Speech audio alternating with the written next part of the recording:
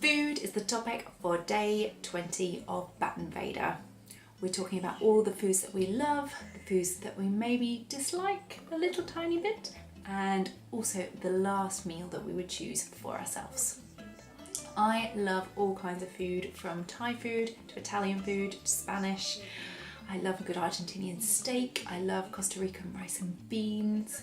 I love Chinese food.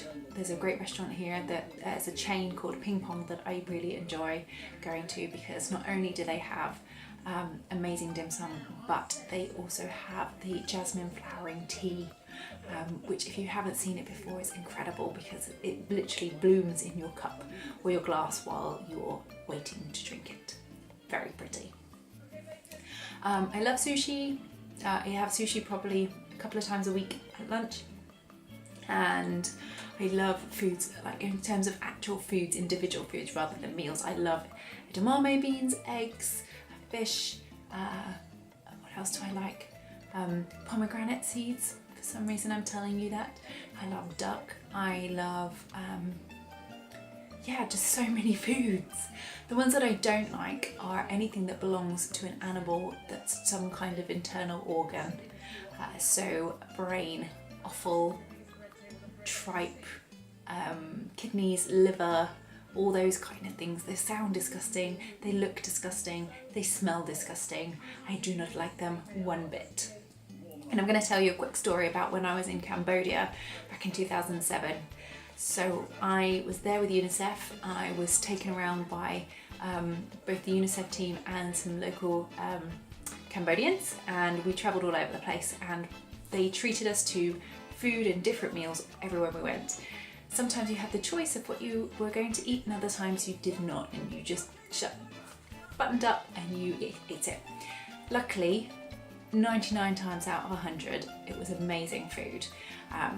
But one evening I had a soup, and while initially it tasted okay, the more and more I tucked into this lovely little soup, I got this metallic taste in my mouth, and I thought maybe it's me. Maybe I just had a dodgy batch. What was it?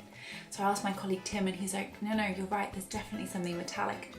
So we asked the host, and we said, what's in this? And they told us about the vegetables that were in there and the broth, and then it hit me, and it just rolled off the tip of their tongue, oh, chicken blood.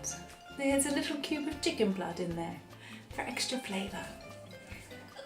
That was the end of it for me. The whole thought of it, knowing that that's what I've been eating, was gone. So unfortunately for Tim, I politely became very, very full and offered Tim the rest of my soup. Sorry, Tim. I know it was a horrible thing to do, and thank you so much for being so ridiculously polite and eating both yours and mine.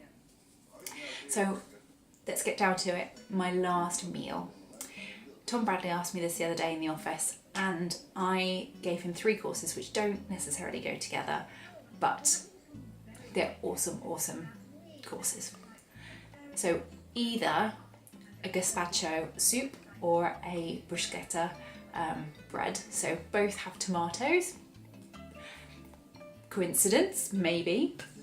But that would be how I would start my meal. And with the bruschetta, maybe a little bit of mozzarella too. I know cheese is generally supposed to go at the end of the meal, but it's a nice pairing.